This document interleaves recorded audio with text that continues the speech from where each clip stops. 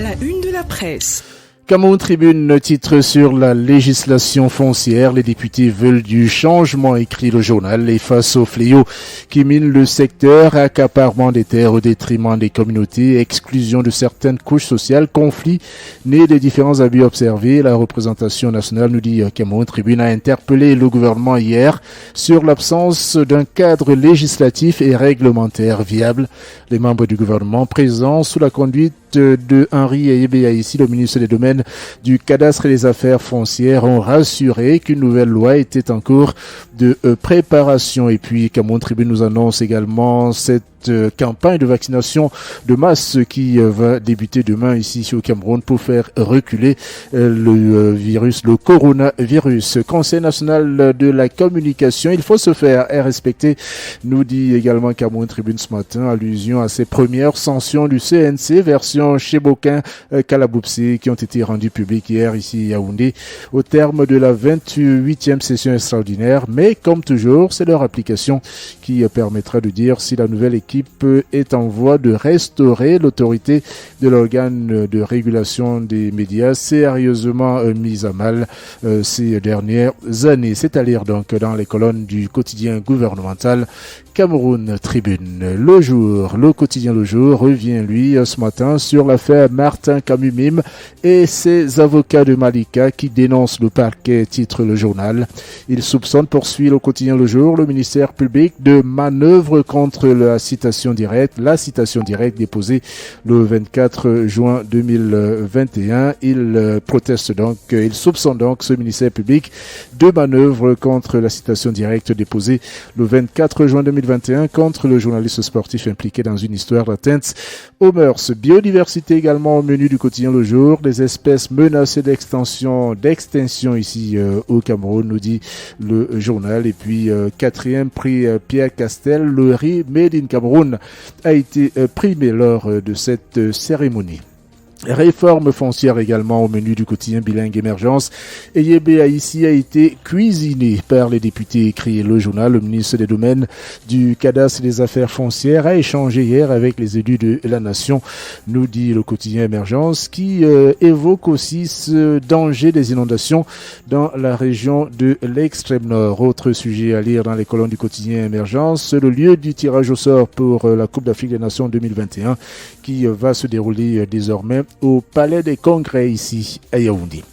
Mutation, lui aussi, parle de ces conflits fonciers. Cameroun, terre de conflits, titre ainsi le journal. 80% du contentieux administratif est lié à l'accès à la terre. Le Parlement souligne à nouveau l'urgence d'une réforme foncière, écrit Mutation, qui revient aussi sur cet hommage de l'avocat Maître Akeremouna Saïmona Chidiachou, l'ancien Premier ministre qui a été inhumé, vous le savez, samedi dernier à Santa, son village natal, c'est dans la région du nord-ouest. Comité olympique et la FECABOX sont à couteau tiré. C'est également une information que nous rapporte ce matin le quotidien Mutation. L'économie quotidienne, lui, parle de l'approvisionnement en eau potable. La Corée du Sud au secours des zones rurales, écrit le journal. Le pays vient en effet d'octroyer un financement au Cameroun en vue de multiplier les points d'eau dans le centre, le littoral et l'ouest. Coopération également au menu de l'économie quotidienne. Les secteurs qui intéressent les investisseurs égyptiens au Cameroun, ils prennent part à la mission multisectorielle qu'organise à Douala du 5 au 7 juillet 2021 le Club Afrique Développement avec SCB Cameroun. C'est à lire donc dans les colonnes de l'économie quotidienne. Infrastructure, les travaux de la traversée urbaine de Bafoussam réalisés à 80%. Titre encore ce matin l'économie quotidienne. Et puis en agriculture, le FIDA injecte 272 millions de francs CFA pour renforcer les systèmes de production. Information contenue dans le numéro de l'économie quotidienne de ce mardi 6 juillet 2021.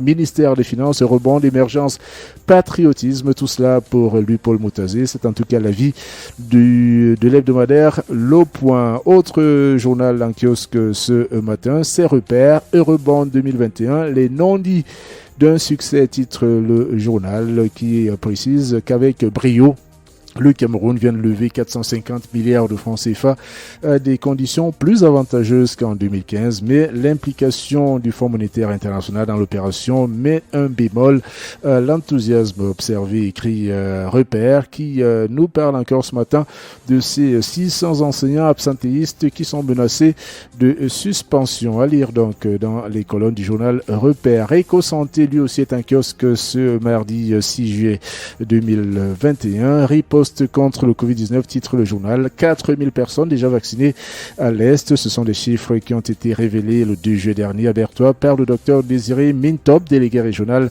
de la santé publique de la région de l'Est, au cours d'un échange avec les médias. Toujours dans les kiosques en ce mardi 6 juillet 2021, le journal satirique Popoli qui évoque cette manifestation de Paris. La diaspora vent debout contre le régime Biya, écrit ce journal. Que peut le ministère de la Communication, le ministère du Commerce face au DG, que peut le ministère du Commerce face au directeur général de Simancam, s'interroge également Popoli ce matin, et qui évoque aussi le RDPC ou le président national Paul Biya, semble-t-il. Et en tout cas, c'est ce que pense Popoli, a désavoué Jean Coueté, qui est donc le secrétaire général du comité central du Rassemblement démocratique du peuple camerounais, le parti au pouvoir. Kalara est également en kiosque. C'est un hebdomadaire qui traite des questions juridico-judiciaires, et en une, la Cour suprême qui efface les 20 ans de prison